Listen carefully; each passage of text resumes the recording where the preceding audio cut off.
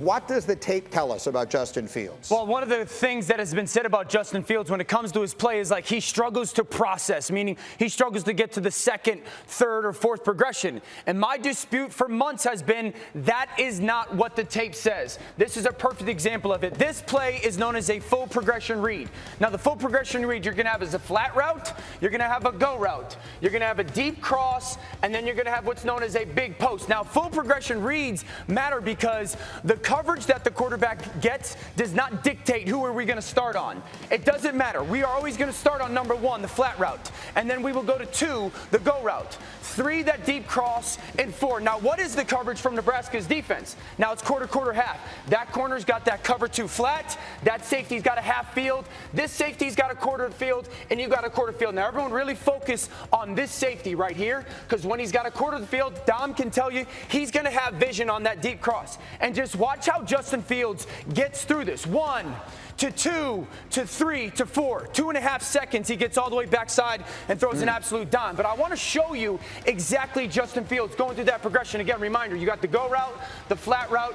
Here comes that deep cross, and we're going to have the big post on the outside. Let's really focus on Justin Fields' eyes going through his progressions and telling me he can't get to number 4. Now, here we go. There's 1. Look at, he's got his eyes here confirming, okay, is it really going to be cover 2 over there? Is my flat route not there? That corner's low, it's not there. Is my go route going to be there? Nope, no, that safety's high, it's not there. Not there. Now he comes back and he goes to what? I told you guys here was this cross, right? Now, what number did I tell you? 1, 2, 3. He is the 3rd progression in the read. And as Fields is staring there, he realizes, well, that safety's got eyes on that crosser. That's not there. Now, let me get to 4. Now, here comes 4, that big post. He's got vision on it there. Again, this is number 4 in the progression.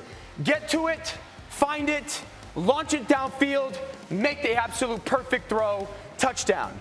So the question isn't Justin Fields, can he process, can he get to 3 or 4? Yes, when he's asked to. I'm not going to hold it against him because his coach is really good, and number 1, gets open a lot, and 2, he's got good receivers.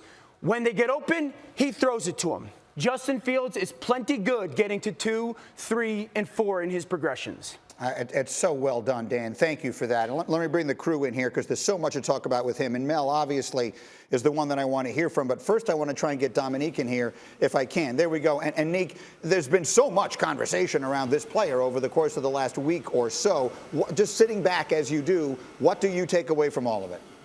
I mean, first of all, I'm a little intimidated by Mel. His dramatic lighting makes him look like a Bond villain. I do not want him to get angry at me like he did at Dan earlier. So I agree with you, Mel. Before you say anything, I agree. And as for Justin Fields, the thing that I think is most stressful is we saw him being the only quarterback that it felt like that is plummeting while all the other quarterbacks are skyrocketing. And when I saw that happening last week, of course, red flags go up in my mind. So I go back and start to watch some more Mac Jones, some more Justin Fields. And I think the fairest criticism of Justin Fields is that offense is not really NFL-style plays, so they don't give him a lot of that stuff. The play that Dan just showed is absolutely an NFL concept that he showed the ability to get through. But the stressful part, I think, or frustrating part is there are just as many bad plays from these other 4 quarterbacks and just as many question marks of these other 4 quarterbacks as you have for Justin Fields. But it feels like right now that Justin Fields is getting all the criticism, and because of that, he's plummeting. And part of that may be just because the 49ers are moving up and people need reasons to justify them moving up to get Mac Jones.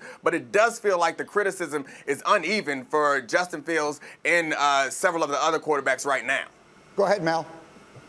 Yeah, I think it's a lot to go through here with Justin Fields. And Nick touched on the things. Dan O's touched on a lot of things. But I think when you look at following, is that going to hurt your quarterback's chances? No, it's not going to hurt. Doesn't mean anything. Sometimes it motivates. Josh Allen, I thought, would go number 1 in the draft. I think he went around 7. 2 other quarterbacks went ahead of him. Justin Herbert went behind Joe Burrow and Tua. You think about where Ben Roethlisberger went. He fell behind Manning and Rivers when I thought he was the second best quarterback in that draft and would go equally as high as the other 2. Aaron Rodgers dropped into the 20s when 3 weeks before that draft. Everybody thought why he was going to go number 1 over Alex Smith. In terms of Justin Fields, and I'm going to go to Dan Orlovsky and say, Dan, you don't have to apologize for anything. I brought a lot to the table in terms of evaluations on quarterbacks in 43 years. I've been critical of some. Yeah. And some of those quarterbacks I was critical of went number 1 in the draft, number 2 in the draft, number 3 in the draft. Didn't affect where they went. Teams are going to do their due diligence. They're going to make their decisions based on what their intel brings to that organization. Dano brought up what he heard by some teams. That's great. You bring that to the table, and then you put it out there. It doesn't matter. It's not going to affect where this kid goes in the draft. Teams are going to make that call and figure out, is it right? Is it not? Should it bother us? Should it not? Hey, there was a quarterback here in Baltimore. There were some questions about. He's got a Super Bowl ring. He had 10 really good years, okay? I didn't have to get up at 3 o'clock to do this show and still bring energy. I could have got up at 6:30. So everybody's different, and everybody grows and matures and develops and evolves once they're a professional. So like I say, for Dan, bring it. Bring any information you have, and don't worry about any criticisms out there. Teams are going to make that call ultimately. Shefty, go ahead. I appreciate that. First of all, that's awesome, Mel. That is fantastic, and that is wisdom that only the godfather of the draft could provide like Mel Kiper does. And that's really what this entire process leading up to the draft is. It is a process in which every prospect in this draft, especially the quarterbacks, are taken apart by every front office, and they're taken apart publicly in many cases. And so there are many things that are drawbacks on each of these quarterbacks. And in this particular case, Dan, you put out something on Justin Fields. There have been some other people that have had questions about him. That's the way it is. He's still going to be a high pick. He may not be quite as high as we thought initially when this process started, but he still has the chance to be a great quarterback in the league, and that will be entirely up to him. But great job by you, Mel. Great job. Domonique, final word. Oh, no, I mean, we don't have to turn this into a conversation on how to cover athletes, but I do think it's important, and Mel knows this being around draft analysis a long time. It's important to be aware of the context that surrounds the black quarterback. So I think that's what people were frustrated, and this is weird to have a conversation about Dan and not let Dan speak about it, but I think that was the frustrating part. That's the part that people felt frustrated about Dan, is that it kind of mirrored some of those tropes, whether it's true or not. Acknowledging that you're aware of them, I think is the most important part. And Dan and I have talked about all this stuff off air. Thank you for watching ESPN on YouTube. For live streaming sports and premium content, subscribe to ESPN+.